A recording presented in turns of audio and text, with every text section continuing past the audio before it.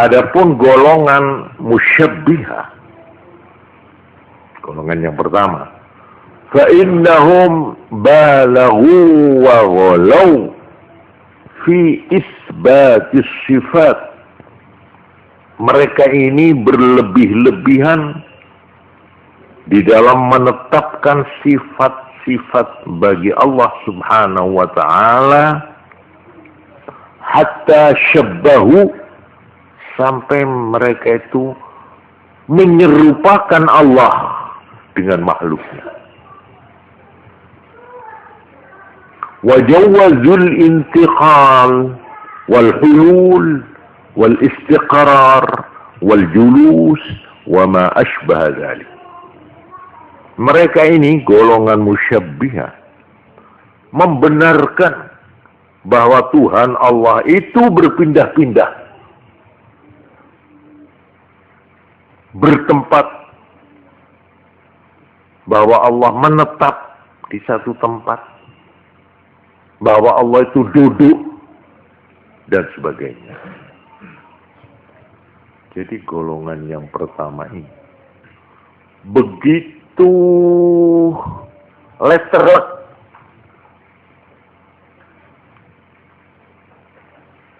seperti dalam firman Allah, Ar-Rahmanu 'alal 'arsy istawa, bahwa Allah Maha Pemurah itu bersemayam di atas aras. Bersemayam artinya duduk. Ya seperti manusia ini duduk. Seperti patung Buddha itu yang silo begini ini. Ya itu. Tuhan Allah juga begitu.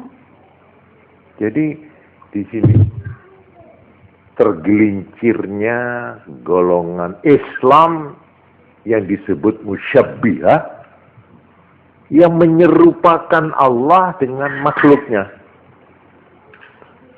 Bahwa Allah nitis, bahwa Allah itu katanya turun ke langit pertama, bahwa Allah itu bicara dengan Nabi Muhammad waktu Mi'raj, berhadap-hadapan muka. Itu semuanya dibayangkan, dikhayalkan Allah itu seperti kita ini.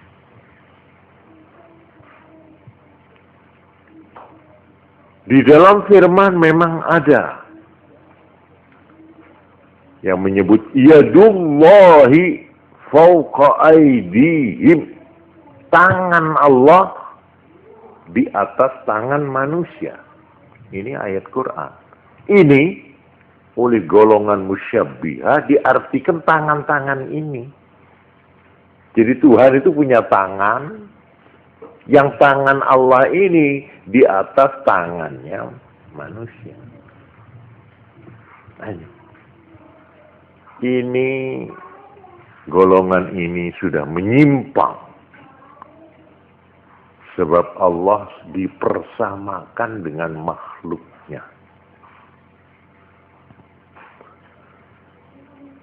Wa ammal firqatul mu'attilah, adapun golongan lawannya musyabbihah, yaitu yang disebut golongan mu'attilah, fa innahum balaghu wa ghalaw wa balaghu fi nafi tashbih hatta waqa'u fi ta'til.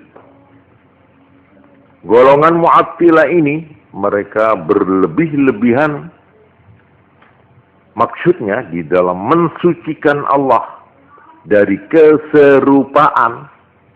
Jadi kalau tadi menyerupakan, yang ini sebagai reaksi lawannya mengatakan tidak, Allah tidak sama dengan makhluk.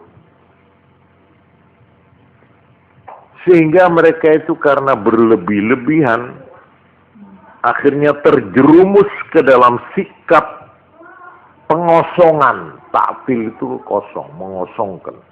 Artinya bahwa Allah tidak punya sifat apa-apa. Allah, ini umpama tangan ini ya, Allah kok disebut punya sifat? Sifat. Terus ini ada dua kalau gitu. Ada diri Allah, zat Allah, ada sifat. Nah, tidak benar itu. Katanya golongan Mu'attilah. Allah ya Allah. Sifat, tidak ada sifat Allah.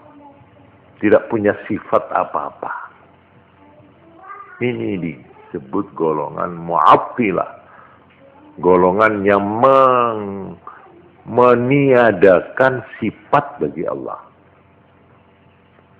Begitu mereka itu berhati-hatinya, begitu mereka mengadakan reaksi terhadap golongan pertama, yang menyerupakan Allah dengan makhluk, ini untuk tidak menyerupakan sampai mengatakan Tuhan Allah itu tidak punya sifat. Padahal malam Jumat yang lalu saya sudah menjelaskan bahwa Quran dan Sunnah hadis atau Allah dan Rasulnya memperkenalkan Tuhan kepada kita umat Islam adalah melalui 3 jalur atau 3 cara pendekatan. Pertama yaitu memperkenalkan nama diri Tuhan itu, yaitu Allah. Jadi Allah itu nama monopoli. Tidak boleh benda-benda yang lain disebut Allah. Hanya Tuhan Allah saja. Ini nama. Lalu yang kedua, karena kita tidak bakal bisa melihat dengan panca indera siapa Allah itu. Apa Allah itu? Maka Quran atau agama ya, Tuhan memperkenalkan Allah kepada kita ini dengan menyebut apa? Menyebut sifat-sifatnya. Nah, oleh golongan tadi Mu'attilah dikatakan Allah tidak punya sifat. Sebab kalau punya sifat sama dengan manusia, sama dengan makhluk yang lain. Benda itu putih, orang itu ganteng, orang itu berkuasa. Nah, kalau Tuhan dikatakan Allah itu berkuasa kan sama dengan itu.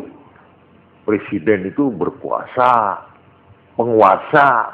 Tuhan Allah juga penguasa. Ini sama.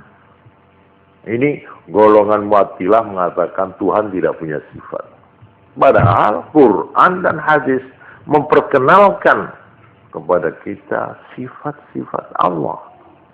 Maha kuasa, maha pencipta, maha tahu, maha mendengar, maha ini, ini Allah sendiri yang mengatakan dalam Quran, didukung dan dijelaskan pula oleh hadis.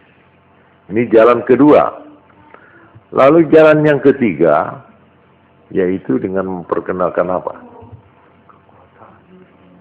Apanya? Malam Jumat yang lalu.